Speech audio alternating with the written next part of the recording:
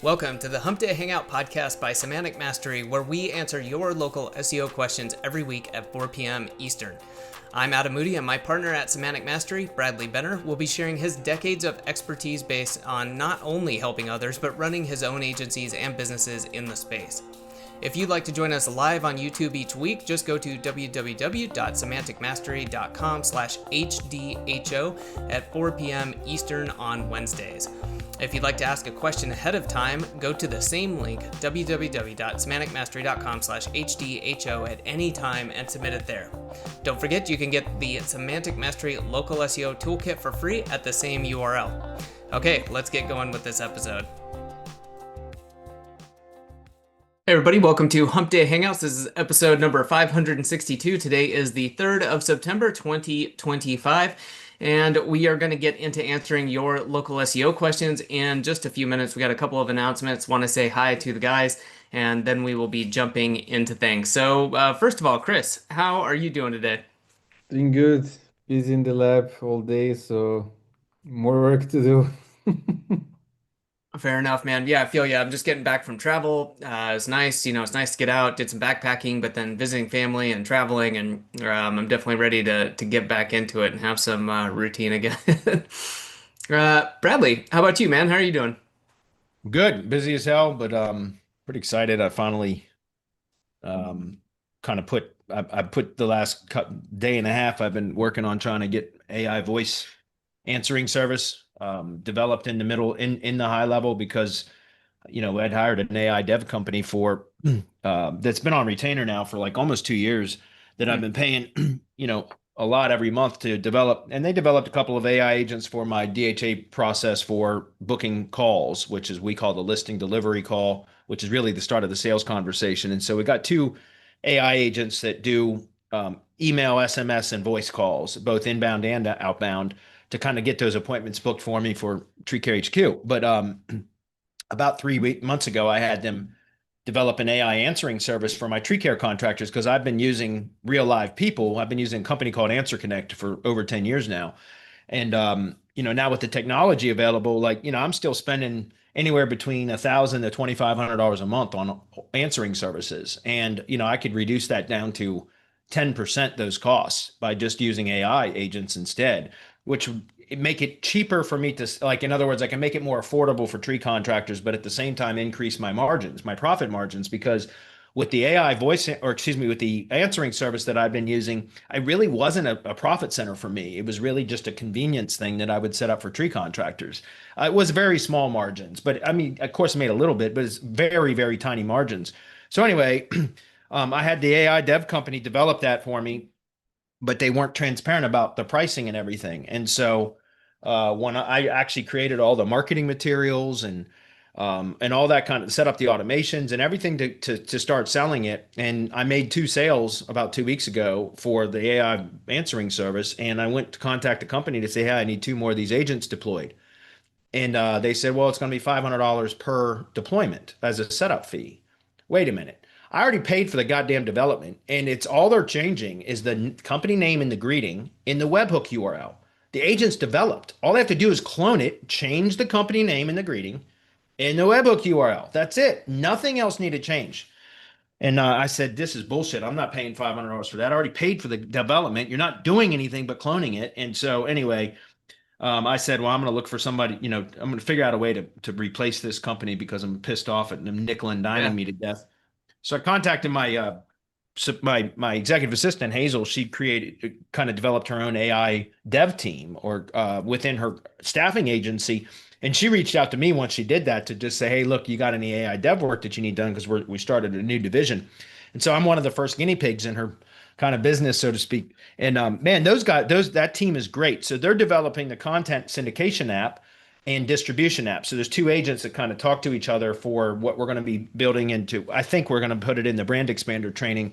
But it's basically like Syndication Academy with an AI component. So it's much more advanced than it used to be. And they're working on that. And so once this thing happened with the AI answering service from the other company, I contacted them and said, look, I need you to also develop this.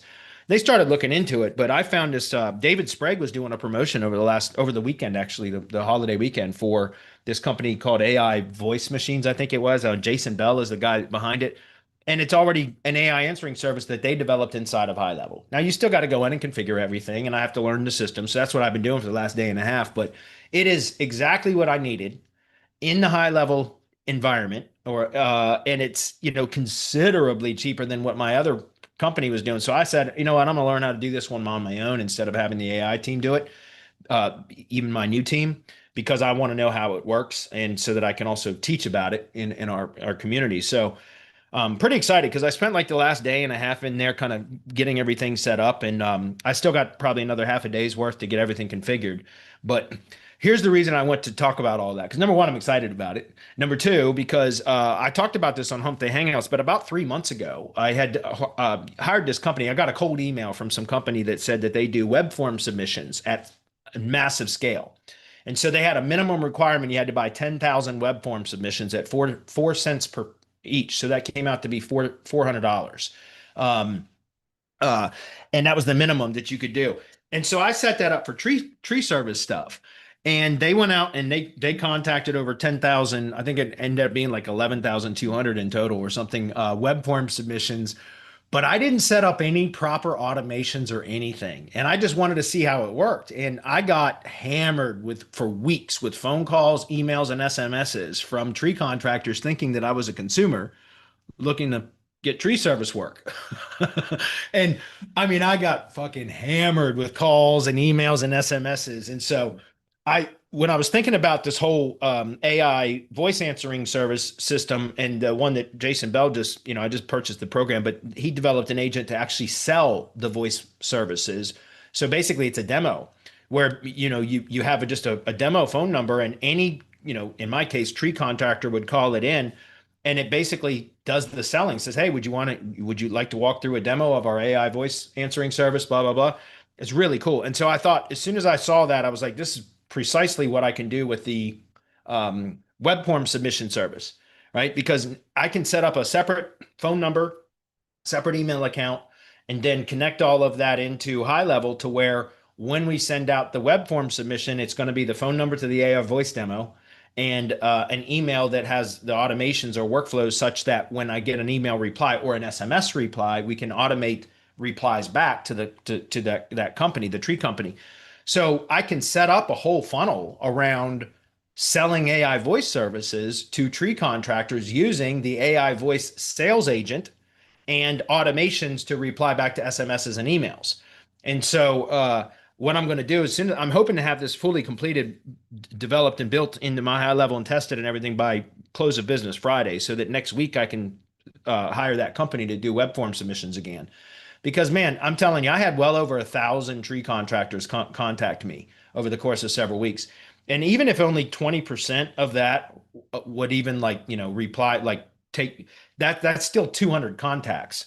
And if you close 20% of those, that's 40 sales, so anyways, I'm pretty excited about it because I'd been kind of dragging my feet on doing any sort of AI dev stuff inside of High Level because I just haven't had the bandwidth to do it. But now that I've got people looking to purchase that service, and my current AI team is nickel and diming me to death to where it's not going to be profitable for me, what's the point, right? So I decided to do it on my own instead, so that I'm familiar with it, know how it operates. I can teach about it in our group, and then make it another kind of profit center. So I'm pretty excited about it because this is my first experience with actually putting something together inside High Level with the AI employees. And it's working. It's working quite well. So pretty excited. Awesome. Let's see. I just had a couple other things I wanted to touch base on. Bradley, do you want to give people just another quick overview of local ops? I didn't want to just kind of read to people about, local SEO blueprint and, kind of telling people how they can systematize local SEO. But what we want to do is to eventually kind of move people from, hey, we a long time ago came up with the battle plan. And as a way of, hey, if you want to do X or you want to get X result, do Y. If you want to, do this, do that. And what Bradley's done with local ops is to have a local SEO blueprint that is a consistent way and a checklist. And well, I'll let you do you mind telling people about it a little bit more? Sure, I'll just demo it just because I think it's easier to show. So local ops is my process for optimizing local SEO campaigns. All right, stand by for a minute, guys. Let me get some of this stuff down. My desktop is a little bit messy from working all day. By the way, I built this site in bolt.new with about 20 minutes using their AI chat function only. It was crazy. This is a client that came through Tree Care HQ recently, a contact, not a client yet. And I just was testing just to bolt.new. I'm trying to figure out a way to streamline the LLG sites that we build in high level. And so bolt.new was, it's a website builder, AI driven website builder. And I went into the AI chat mode and just, I gave it a couple of very simple prompts, said, hey, if I give you a site template example, could you recreate this in the same industry, but for a different location? It said, yep, send me the URL. And I sent it to him. And then boom, 20 minutes, man, this site was built. Like it's crazy. There's no images and things like that yet, but man, I was just really impressed with that. Anyway, sorry, I went off script. So local ops SEO system, this is my kind of process and method that I've honed and refined over the last, 15 years, but really the last, I'd say 5 years or so. Because before 2020, I was doing what most SEOs that I talk to in our group do, which is custom proposals for every single contact that would come in. I would sit down and spend hours developing a custom proposal for every client. And then every time would land the client, then I'd have to go start executing the custom proposal. Nothing was systematized. Nothing was productized. And it was a nightmare for managing. And also that it was hard to get consistent results because everything was slightly different. And so once I started my white label agencies, I realized because when I started marketing my white label services and I was still doing custom and it was semantic links. So I started doing at the time arbitrage, where basically I was putting together other vendors or white label providers from marketplaces. I would create custom link building plans for a client that would, an agency client that would bring their clients to me. So I was still doing custom work, but once I got semantic links started to generate a lot of business from semantic mastery audience, really to begin with, it got to the point where that was unsustainable. And so that's where I really started learning how to productize my services as it related to link building. And once I really productized my link building services for semantic links, I was able to scale very, very quickly. And semantic links scaled very quickly. And so that's when I saw the power of systematizing the business and productizing the services. And so that's exactly what I did for my own local SEO agency for Tree Care HQ. So over the course of the next 2 years or so, I started semantic links in 2022. So it was during that time, that year, that I started to develop system or productize my services for my own local SEO agency. So selling local marketing services to an end user business instead of to agencies. So that's what local ops, that's really where this came from.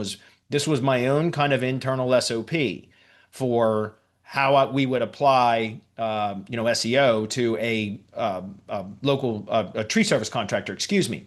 And so we use this internally for several years. And then I've had many questions in the mastermind about, I need to know exactly what order to do things in which timeline, et cetera. Because we have all this training in the mastermind, but people just didn't really know where to start and blah, blah, blah. And so we had the battle plan for a long time, but that's become outdated over the years. And so I developed this, which was really just a Google Doc originally that just had basically what I'm going to show you here, the checklist. And it had, links to either training for each one of these items or done for you services. And so eventually we turned this into now a full-blown SOP, which it's also a course inside the semantic mastery circle community.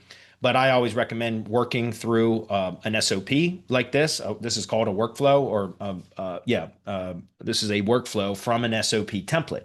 And I always recommend that you work through SOPs in this type of a format. And so this is just a checklist showing exactly what we do. This is all broke down into more training for each one of these items, but this is just the overall kind of checklist. But this is exactly the process that I apply to all local SEO campaigns, and in this order, in this time frame, plus or minus about 2 weeks. Like, in other words, sometimes depending on the specific scenario or circumstance or situation, whatever, with a particular client, sometimes the on-page stuff takes a little bit longer. So usually in the first week, we get all the brand work done. in week 2 and 3, which sometimes that can extend out to weeks 4, like weeks 3 and 4 instead of weeks 2 and 3. We try to get all the on-page stuff done. And then week 4 plus, or sometimes week 5 plus, again, depending on if this one drags out a little bit, which sometimes it does. Then pretty much week 4 plus, we're just doing the ongoing deliverables, which is content marketing and link building, really. Those are kind of pretty much the two main things that we do ongoing for the client: link building, citation building, content marketing, etc. And so this is exactly the process that we go through. Each one of these items here, I give two different options, right? So, like, for example, we're going to come up here and talk about the analysis. We're either for each one of these modules here, I provide either the training for do it yourself so that you can learn how to, train somebody in house to do these, or do them yourself, which I don't recommend, or done for you options. So I provided this because I don't know where anybody is in their business. If you're just starting out and you have more time than money and you don't have many clients, then I would recommend that you go through and learn how to execute some of these things on your own. But because first, I think it's important to understand, how the mechanics of these items work and why they're effective. And if you go through the training, you'd understand that. Number two, you become familiar with the process. So then, therefore, you can then delegate it I don't recommend ever delegating a process until you are familiar with it on your own, because if you delegate it, how can you quality control it if you're not familiar with the process? How can you provide support if you're unfamiliar with the process, right? So I always recommend going through SOPs at least once or twice on your own. But then once you understand it, you shouldn't have to do it anymore. That's the purpose of an SOP, is so that you can then delegate it and know that the quality of work is going to be consistent because they have step-by-step instructions just like you did, right? But the real goal is to get out of the fulfillment side of things entirely and focus in on revenue generating things like marketing and sales, product development, et cetera. And so product or service development, et cetera. And so that's why we provide two different options for more advanced agencies or consultants, SEO professionals, whatever, that have some money and less time. Then I recommend going with the full SEO, the done for you services, unless you already have team members that you can delegate SOPs to, in which case that's perfectly fine. Do it in house. But a lot of people are struggling to generate revenue. And so the local ops SEO system or whatever is really for you to be able to go out and start selling local SEO services right away and use done for you services so that you can generate some revenue in your agency. All you got to do is mark it up, right? We give recommended retail pricing. So there's the wholesale pricing, which is the done for you services by our team that are the wholesale pricing, right? That's what you will pay. And then you mark it up, minimum 50% markup, but oftentimes anywhere it's between 50 to 100% markup. And the whole point is if you have a kind of an SOP here, like basically a blueprint, a roadmap, whatever, and a timeline that shows what needs to be done and when, and you just one builds upon the other, then there's no reason that you shouldn't be able to get results for clients, whether you do it in-house or you use white label services. In either case, there's two options. Choose your path, right? Do it yourself or have it done for you. If you're struggling for money, I recommend focusing on the marketing and sales side of things and use white label services so you don't have to worry about fulfillment until you get your offer and your sales presentation dialed in. And then if you want, you can always bring the fulfillment in-house. But if you already have a profitable agency without the stress of managing in-house, why would you want to bring that complexity in your business? Unless, of course, that's something you desire to do. And of course, your margins would increase if you brought it in-house, but it would also increase your management requirements and personnel requirements, unless you're really good at automating everything with AI, which a lot of this, by the way, you could take this SOP, and anybody that's really good with developing AI stuff, you could probably build AI employees to do a lot of this stuff, right? And in that case, that'd be very inexpensive, right? That would probably be the best way to do it. Now, I still use a lot of people. In fact, we're going to be developing some AI employees to replace some of my employees. But when I say replace, they're going to be, assigned elsewhere because I don't want to just let them go. But the whole point here, guys, this is exactly what we do for every client every time. And, there's kind of some if else conditions throughout here. Like if it's a new company, you do this. If it's an established company, you do that, et cetera. But this is a great system, guys, with all the training or links to done for you services. They're not all my services. Sometimes they're vendors that we use. So I'll link to our vendor services as well. I encourage you to check it out. It's very inexpensive, and it is a very it's tried and true. This is what I've been doing in my business now for about 5 years. Okay. All right. I know that was a lot, but we don't have any questions today, so. All good. Well, yeah, let's just hop from there into questions. Okay, well, let's do it.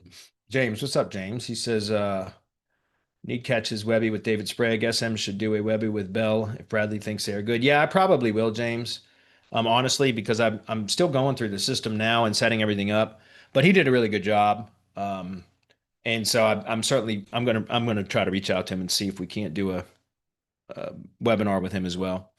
I think it's a good system. Once I get it built into TreeCare HQ the way that I want to, then it's something that we'll probably end up including in the DHA program anyway, because it is really powerful for most of the people that come through DHA work with service contractors, service like home services, et cetera. And these guys are great for that. Like I said, I've been working with tree contractors for over 10 years now, and they, one of the biggest things that most tree contractors field their own phone calls. And so they miss calls all day long. And that's why I always had that conversation, like with, what do you need most in your business? And almost all of them are going to say leads. And then I say, okay, that's what I expected you were going to say. Now, let's take a moment and talk through this. Give me an example of what happens when a lead is generated. How does it come in? Does it come in through phone call? Does it come in through contact form on your website? How is it typically generated? Shut up and listen. They tell me. Okay, great. So a call comes in. Do you answer the phone, or how often do you answer the phone? If you don't answer the phone because you're busy, where does it go? Does it go to voicemail? Does it go to a receptionist, or a call center? Where does it go? And I shut up and listen. And I just ask a series of questions about what happens to, like, the whole lead flow process, like what happens to the lead when it's first generated, et cetera. And I let them talk through that, right? I ask the questions and then I shut up and let them answer. By the time they've answered those questions, they already know that they have a shitty, very inefficient process for lead follow-up. Lead management is what I call it. And so I tell them, so in all reality, it sounds like you don't have a leads issue, you have a leaky bucket issue. In other words, you're dumping leads in at the top, but you got a big hole in the bottom where they're falling through because you're not following up, or you're not answering, you're not following up soon enough, et cetera. So you might not be that you actually need more leads. You just need a better system for managing those leads, at least initially, right? I wouldn't recommend generating more leads until you fix the leaky bucket issue, right? You plug that hole. And that's where AI answering service comes in for that. So, home service contractors in my industry, especially, some of the bigger kind of industries like HVAC and stuff, they usually have a receptionist and an office staff, et cetera. So that's not as much of an issue, but there are a lot of home service type businesses and other businesses as well that just are terrible at answering the phone and not responding quickly and everything else. And that's where I think these services are super valuable. So I think once I get this all set up, especially I'm going to test that web form submission process again. And I really expect that to turn out well, because it's an inexpensive enough service, but also with the AI demo, it pretty much sells itself. Well, we'll see. I'm going to give it a real test. I hope to have that in progress next week. So maybe on Wednesday, I can give an update. Anyway, let's get to questions, guys. We don't have many, so we'll probably be done fairly quickly today, which is perfectly fine. I want to finish getting this set up anyway. So Huzzy says, hey, Bradley, do you interlink the branded Web 2s with each other, or just connect them by putting them into all the same S schema? No, you interlink when possible, Huzzy. So like, for example, like in Blogger, you can put a widget in the sidebar that has links to other, external links, or us elsewhere, or something like that. You can say, and then you put a link to all of your other Web 2s, branded assets, et cetera. In some cases, you're limited to how many you can link to. In some cases, it's unlimited. So I always recommend that you create like a spider web of interlinking between branded assets. Does that make sense? You want to connect all of those because you want Google and language models now to understand that those are, like, I know in the SEO world, people think footprint is a bad word, but not when it comes to the brand, right? The branded footprint, you want to increase that as much as possible, right? So that's what we're doing when we are what I call assisting with discoverability, right? That's why I always talk about it in my full SEO audits. I always talk about when you develop branded and supporting assets, or any external page URL that has accurate information published about that business location, which is some combination of name, address, phone number, and website, right? Those 4 data points or some combination of those data points, any published mention of those data points anywhere on the web, that is known as a citation, right? A structured or traditional citation is going to be a business directory listing. But pretty much anywhere else there's a published mention of name, address, phone number, or website, or some combination of those 4 data points is also a citation. It's citing a source, right? It's referencing a particular business location by company name, the location, et cetera. Some combination of those data points. Well, just having those published mentions out on the web isn't enough, because Google is very inefficient at crawling the web now because of the sheer volume of URLs it has to crawl. But language models too. If we can assist with discoverability and make it easier for them to identify where there is validating page URLs on the web that support what they understand about a particular branded business location, we think of that as a knowledge graph, right? How is the knowledge graph? How well developed is the knowledge graph for a branded business location?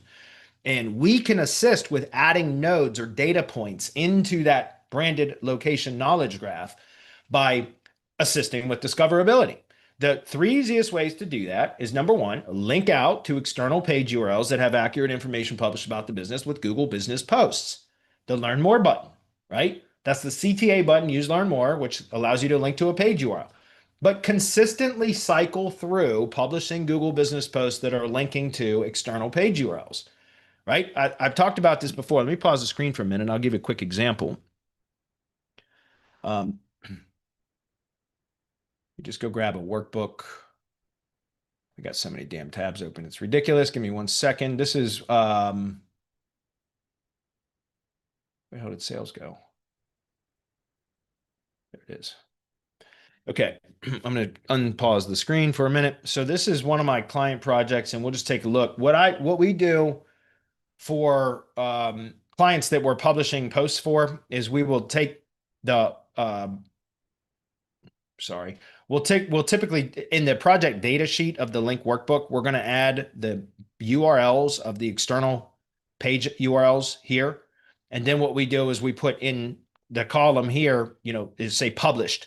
And then all we do is my team will just go through, and as they are, I've got one person that does all the post assignments or scheduling, post scheduling. Her name's Trisha. But anyways, go through and just put an X in the column next to each one of the page URLs that are listed. Okay. And then once you get all the way through, and I recommend 2 posts per week, 1 post per week that is linking back to some page or post on the main website that is relevant to that business location. The second post per week is linking out to external page URLs that have accurate information published about the business. And so once they get through all of those external page URLs, then they just come back up and start on the second round of posts to all of those, right? And through that process, we build additional assets or citations, et cetera, and all of those continue to get added into here. So consistently linking out with Google Business Posts to the branded and supporting assets or any page URL that has accurate information published about the business. That forces Google to crawl them. Maybe not the language models, but Google, okay?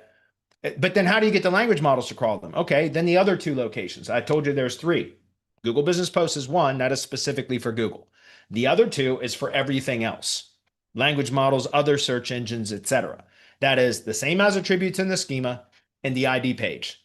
The ID page, we take all of those same page URLs that should be referenced in the same as attributes of the local business schema and should also be linked out to with Google Business Posts. We take that same set of URLs and then we consolidate them and reference them in the ID page, and then the ID page should be assigned to the @ID field of the local business schema, because that tells Google and all the crawlers out there, all the bots, the web crawlers out there, that when they go to crawl the location landing page and they get to the schema and the @ID field, they spider or crawl over to there. And when they get to that page, it just boom, it goes out to all of those page URLs that have accurate information published about the business, almost forcing them to pull those data points into the knowledge graph for that branded business location. Those are the 3 things that you can do the quickest to help build an established branded location authority, and interlinking them just helps that. Because let's say that Google, for whatever, not for whatever reason, let's say Google crawls the Blogger blog, but not Tumblr in WordPress.com or something. Well, if the Blogger blog has links out to the WordPress and the Tumblr blogs as well, Google's going to crawl those also. Does that make sense?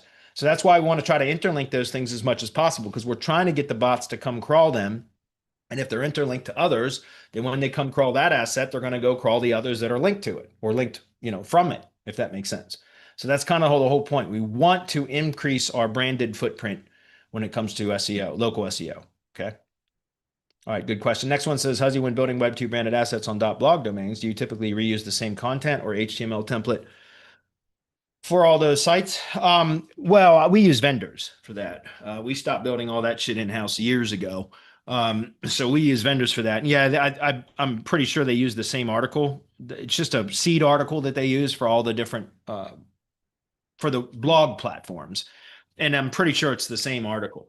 What I've talked about on Hump Day Hangouts for 2 years now is that what I recommend you do is take the branded Web 2 assets and then start publishing your supporting content on them instead of on the main website, because that creates competing pages, which I see all the time. I'm not kidding.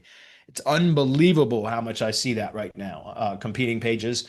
And it's from, remember, I do white label services for other SEO agencies. So I'm constantly reviewing the work of other SEO professionals and agencies. And I see it.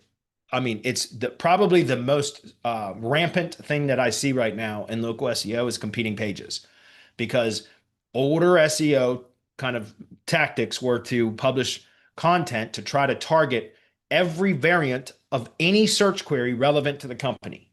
And you would publish a particular page or post to target each and every specific variant of every search query that the client wanted to rank for.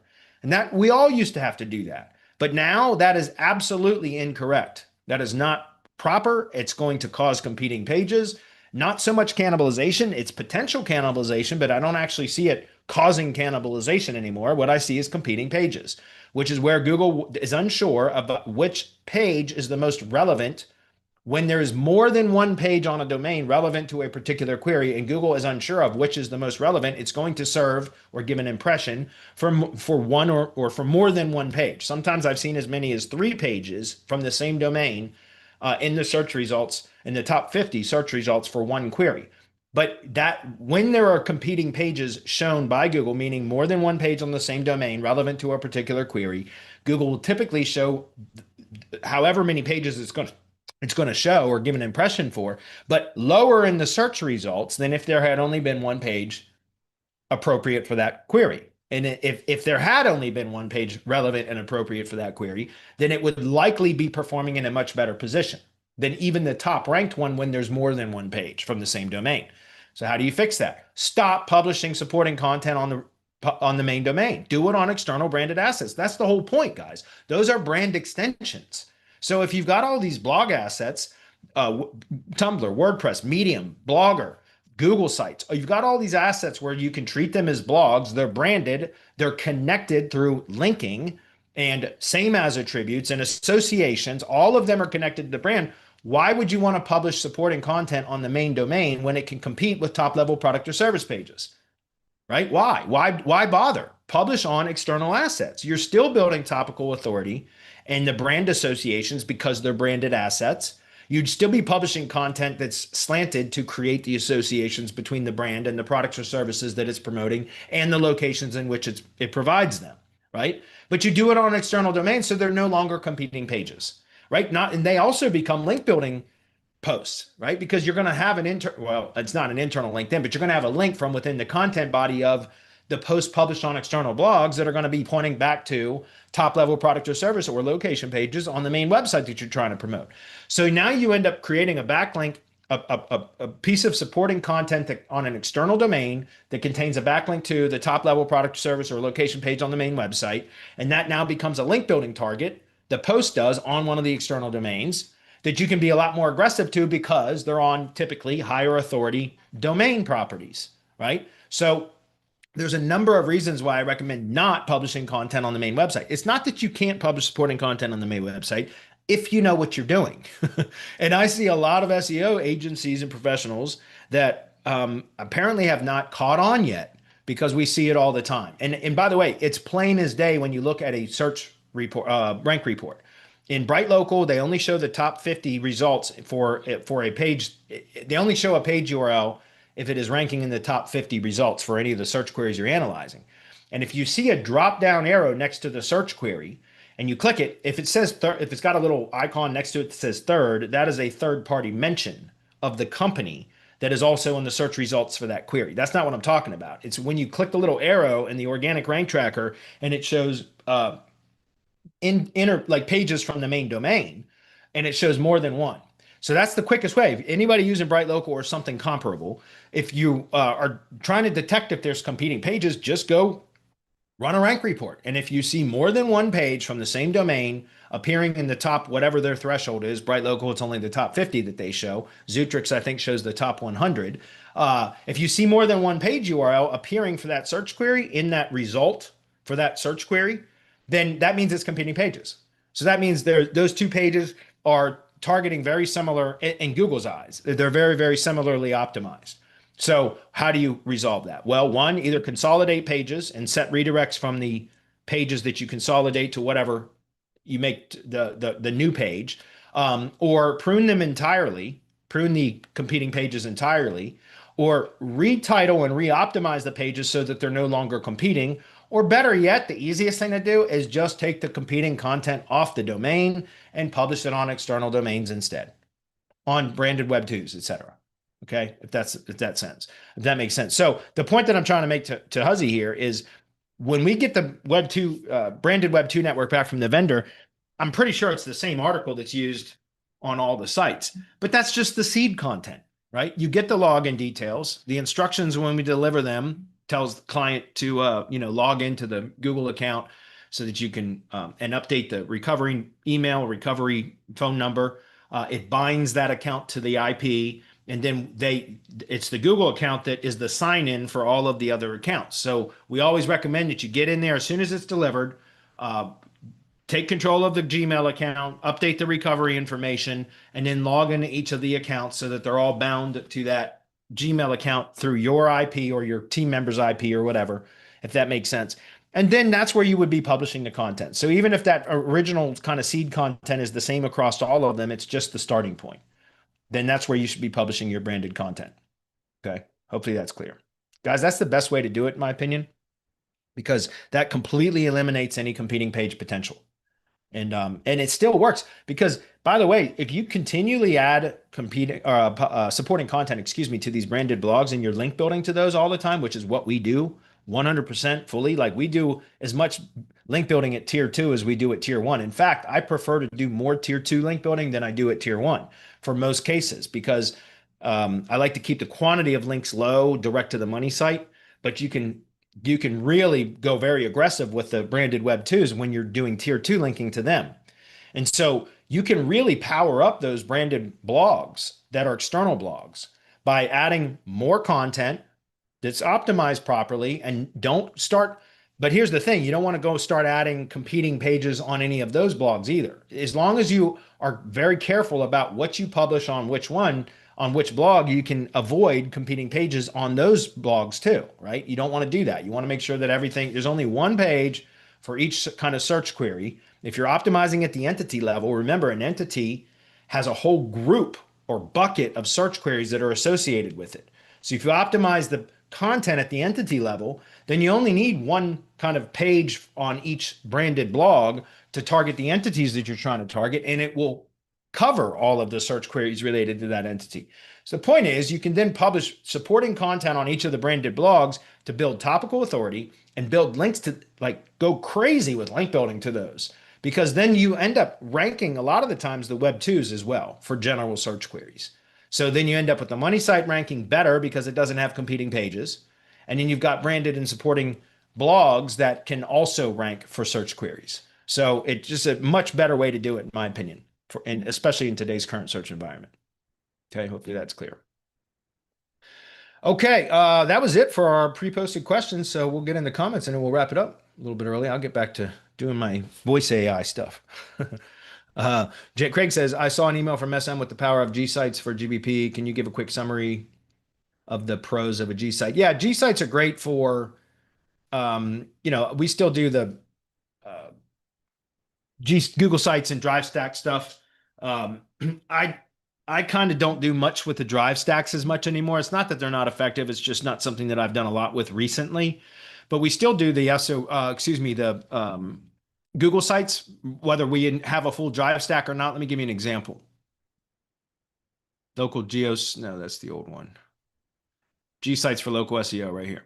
Let me just pick one. All right, here's an example. This right here is the method overview, which kind of talks about how we use Google Sites for local SEO.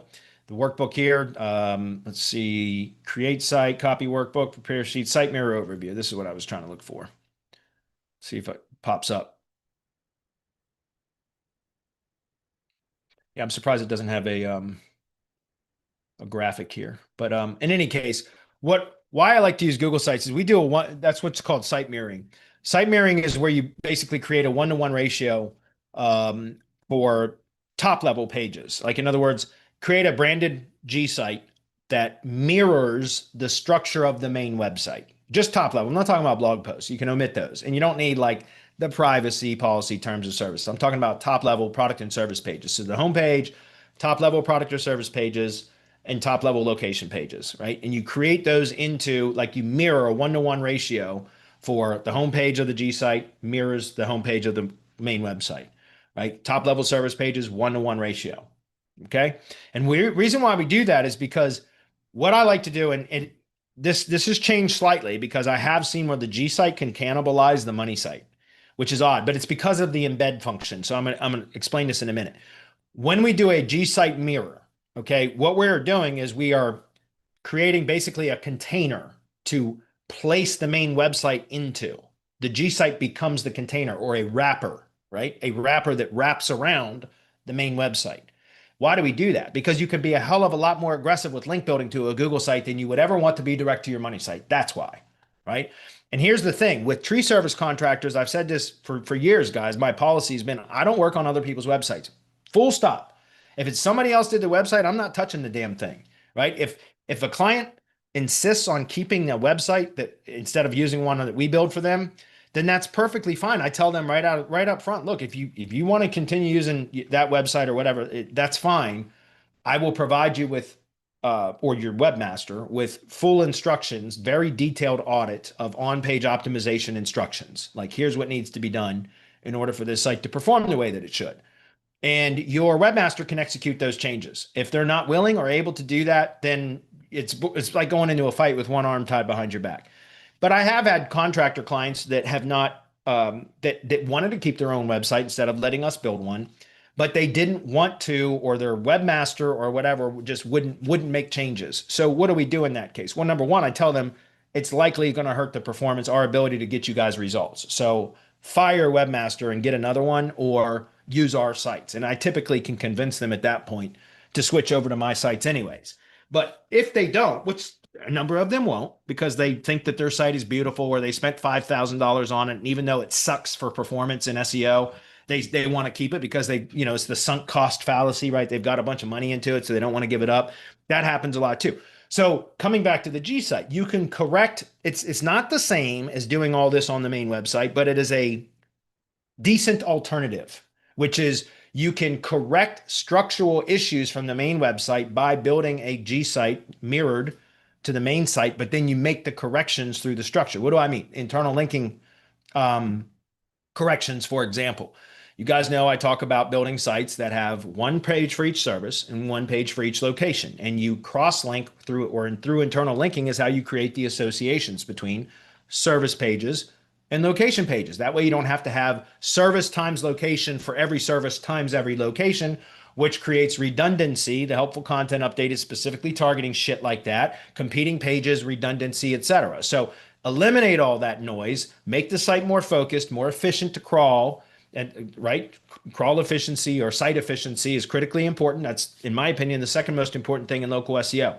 But then internal linking, right? If we've got a site that is not optimized the way that I would want to, and their webmaster is unwilling to make the changes, then I will tell them right up front, it's likely we're going to have trouble getting the results in the same time frame. So because of this, our timelines are going to have to be adjusted and blah, blah, blah. But here's what we can do.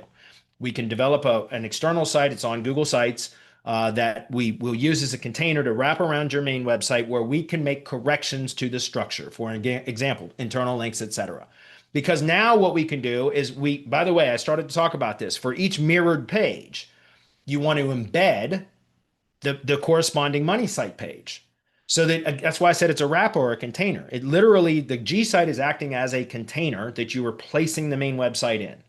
And that way you can make corrections to how those pages on the G site link to each other, their SEO titles, the content within those pages. Yes, you want to embed the page, the money site page, but I can add more content through text box, video boxes, embeds, anything else that I want within that page. And I can create internal links between G site pages to correct the internal linking that isn't done on the main website. Do you understand? And so then what, because by the way, in case you don't know this, an embed, an iframe acts almost like a bidirectional link. And in that, link authority passes from the containing page that has the embed, the iframe. It passes link equity from that containing page through the iframe to the money site, but vice versa. There's a little bit of kind of authority transfer from the embedded property back to its host, the page that it's embedded into. That's part of the reason, guys, why YouTube videos embedded into things like press releases and money site pages, etc., is helpful, because it's embedding Google code. Number one, it's you're acting also as a kind of a publisher for Google in that case, but it's also because you get a little bit of authority from YouTube back to the main site through that embed, because like I said, it almost acts as like a bidirectional do follow type of a link. It's not the same as a link, but there is some similarities as to how link equity flows. And so the whole point that I'm trying to make is, with the mirrored G site, we can create some, if we have access to the main website and we can optimize that properly, then it just becomes another layer so that we can be more aggressive with link building to the G site. Now, I talked about sometimes you'll see where the G site will actually cannibalize the money site. And I've seen that happen. And I've got a landscaping and tree service client in Florida where that has happened. And so if that is the case, and that where you see the G site outrank the money site for money site terms, then what I recommend is you remove the embed for the one-to-one page ratio. I just told you want to have each individual page embedded into its corresponding page on the G site. You remove the embed and instead make it just a hyperlink. That's the way you overcome the cannibalization. In many cases, I don't see that, but in some cases, I'll see the G site outrank the money site because we do more aggressive link building to the G site. And so sometimes that's all it takes, is we push enough link authority into the G site that it ends up outranking the money site.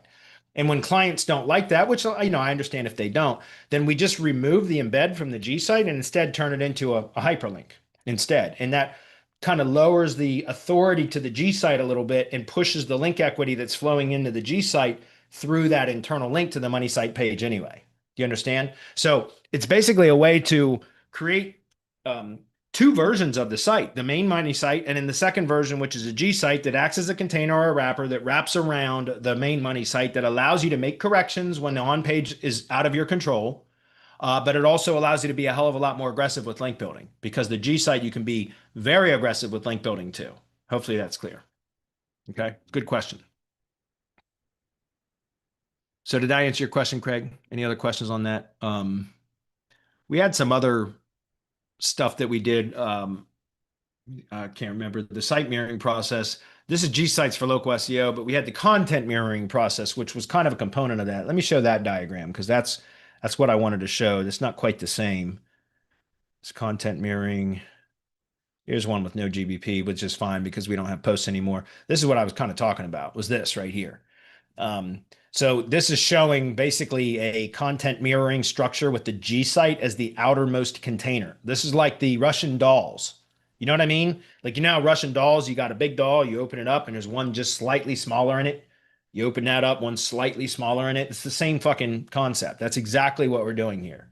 So this content mirroring structure is using the money site as the original source, then YouTube as the first kind of supporting asset. It's not really a container. It's kind of a supporting asset. And then we use Blogger as the first container, the first wrapper that wraps around both the money site page and the YouTube video. And then we use Cloud Pages as a wrapper around the Blogger blog pages or posts, depending on how you set it up. And then we use the G site as the wrapper around the Cloud Pages. So you end up with an iframe stack, right? That's exactly what it is. It's you've got these Russian doll number one, Russian doll number two, Russian doll number three, money site and YouTube videos right down in the middle, the chewy center, right? The creamy nougat center of this structure is the money site and the YouTube videos. And each one of these layers becomes link building targets. And you can be very aggressive with link building to these container layers. Do you understand? Because these are all high domain authority properties. And I don't give a shit about Moz's domain authority metric, but I mean, the authority of the domains is such that you can be very, very aggressive with link building to them, much more than you would ever want to be directly to the money site. But because of the iframe containers acting as kind of like a bidirectional do follow link, you can push a ton of link equity all the way down to the money site without ever directly linking to the money site. That's the whole point of this. And by the way, you don't have to stop here. This is just a diagram showing the example. You can find other containers or wrappers and add multiple layers to this. If that's clear. Okay. All right. Good enough. Costco says, how long has it been? How long has Box Tree Care been a client of yours, and what did their maps ranking look like prior to working with them? January, I think, is when they came on. Their map rankings looked like shit in January. And they've had some ups and downs in organic ranking, which is interesting, but their maps ranking is good. So that's really all he cares about. I talked about this. I think it was probably I think it was on the Build with Bradley or the Mastermind webinar last week that I talked about it, not Hump Day Hangouts, but I'm almost ready to give up on organic rank performance for local campaigns now because they're so far down, the organic ranking performance. That's why I haven't even really spent much time trying to recover their organic rankings for this company. This something happened in, I think, late May with this, that the organic ranking dropped quite a bit. But this is going to update again in 4 days. But you can see they've got good rankings for their area. When we first started, I don't know if it'll go all the way back to June or January. Not, I guess it would. Let's see. I'm not sure they have. This was a much narrow area here, so this isn't going to be the same. Yeah. I'm not sure why that is. I'm not even sure why they don't, the general queries aren't in here right now. They should be. I'm not seeing them. That's interesting. I wonder if I might have two separate reports for this, one for display purposes and then one for the client. In any case, I'm pretty sure I must have two instances of Bright Local reports for this, because you'll see when I first started this, the maps ranking was terrible, and so was organic. And then we got the maps ranking to pop up fairly quickly, and the organic ranking from January to May was on a steady increase up. And we were like on average in the top 10 for most of the search queries we're analyzing. And then something happened in May and it dropped down to like average position 50 something or another. And I've done a couple of little things on page to try to recover it. And I think we're on average in like the 25 to 30 range now. So we've recovered a little bit, but the client doesn't care because what he cared about is maps ranking. That's where we get most of the leads. And he's also doing Google ads, local service ads, which that's the only client I've ever managed local service ads for, is this one right here. And which, by the way, they're a hell of a lot easier to manage than regular search ads. He's the only contractor client of mine that ever went through the verification process. So I am managing their local service ads. And so this guy's happy with what we've done for this company. And by the way, he's on my lowest subscription plan. So he only pays $5.99 a month. Well, for the SEO campaign, he pays $99 a month for access to TreeCare HQ app, which is high level, which he's the only contractor that I have that has full access to high level sub account. That's because he has an employee named Alex. That's a female, and she manages it. So I've spent quite a bit of time on calls with her, actually, on kind of training her how to use high level, because none of my other tree guys want to use it. But it's actually been enlightening to me because it's helped me to learn other parts of the app of high level that I've never used. Like they do invoicing now and everything like directly through high level. So it's actually made it to where I can provide more services to other tree contractors. So, but yeah, this company, too bad I don't have the other one pulled up. I'd show it to you, but they were having terrible rankings when they first started. We got them ranking really well in maps and organic for a period of time. It dropped in organic. It hasn't affected lead volume at all, which is, again, going back to what I was saying just a moment ago. I think I talked about it in the mastermind, is I'm about ready to give up on organic ranking performance for local search queries because it's so far down now. Guys, especially in industries where there's local service ads, In the tree service industry, like local service ads weren't available for a long time, but they have been for, I don't know, last year and a half or maybe even 2 years. But anyways, we got local service ads at the top, then regular ads, then now ads in the maps pack, right? Sometimes as many as 2 ads. So the 3 pack is now 5 with 2 ads at the top in many cases. And so you have to scroll like 2/3 of the way down the page before you ever get to the first non-paid organic listing. You know what I mean? And so it's almost like ridiculous to keep trying to optimize for organic search. I always recommend to people when it's outside of your service area where the GBP is going to get exposure, then what are your other choices other than to focus on organic or Google Ads or get another GBP? And in many cases, they're not going to be able to get another GBP. So your two options left then are Google Ads and organic. And so I still do organic, performance for clients that, outside of that want to cover an area that much larger than what their Google Business Profile map will produce or will rank for, if that makes sense. Then we'll still do organic ranking services for them, or Google Ads. But a lot of my contractor clients don't want to do Google Ads because they're hard to be profitable. And I don't blame them at all. I really don't. I usually encourage them not to unless they've got a big enough budget for it, if that's clear. So anyway, that was a good question. Costco says, which vendor do you use for Web 2s? I'm not going to disclose that. Sorry, I'm not going to disclose that. Just because that would cut me out of potential a lot of white label services. So I'm not going to do that. Sorry. Frank says, what are your thoughts on the Chung? What is the Chung? I'm not sure what that is. Would your link building SOP change if you didn't optimize for organic results? For example, building more geo-relevant links instead of niche-relevant links? Maybe, but more testing would be required. It's a good question because topical links still influence maps ranking performance. 100%. It's not as much influence as geographic links, but it certainly still influences because I did when I was first started testing geographic link building, I did testing both ways. Like, well, I had spent months focusing on the first 8 months of semantic links. All we did was topical link building.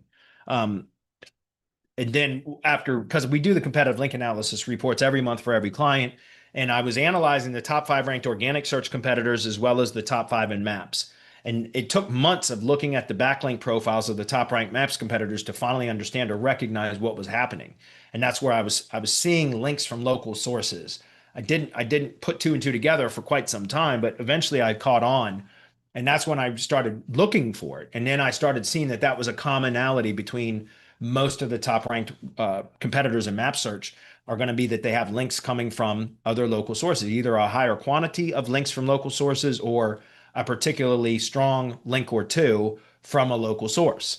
And either way, those are links with geographic relevance that were pushing maps ranking performance when oftentimes their backlink profile wasn't topically relevant at all. Terrible looking backlink profile as far as topical relevance, but you could identify links from local sources point in their backlink profile. So when I discovered that and I started testing it, we had already been just doing topical link building. So we already knew what the effect that had on both organic rankings and maps rankings. But then I started doing testing with just geographic links on some of my own lead gen assets. And what I saw was a kind of a bigger push in maps, but still an improvement in organic performance too with geographic links. So I know that's going back to this graphic here. Let me pull that back up. It's going to be this one. I just created this simple graphic just to kind of explain that. It's links with topical relevance, mostly influence organic, but a slight influence on maps. Links with geographic relevance, mostly influence maps, but with a slight influence on organic. So to answer the question, it may change my linking strategy, but I need to do more testing before I'm ready to give up on optimizing for organic search too. I'm not fully ready to give up on it. I'm just saying for a lot of clients it's 70 in my own data from doing lead gen for tree contractors now for going on 12 years. It's been 11 years for sure. And I've run Google Ads for tree contractors too. So in my data, at least the last time that I analyzed all of this, which was probably 4 years ago, my data showed that 70% of all leads that I've generated for tree contractors, which is thousands, if not over 10,000 leads, were coming from Maps Pack, right? And then 20% organic and 10% from ads. That was, I mean, it wasn't exact 70, 20, 10. They were slightly, but it was roughly those numbers, 70, 20, 10. 70% maps, 20% organic, 10% from ads. Now, that would likely change now because of how the search results have changed significantly. My guess is organic search leads generated from organic search is less than 20%. And it's a higher percent now than 10% in Google Ads, whether it's local service ads or regular search ads or ads and maps. My guess is that's a higher percentage now than it used to be, where organic number of leads or percentage of leads generated through organic search is probably lesser. But maps is probably very similar to what it always has been, around 70% for queries that pop a maps pack, I mean, if that's clear. So more testing would need to be done. Hopefully that makes sense. All right, guys, 5 o'clock, right on the money. I thought I was going to have a hard time filling this time.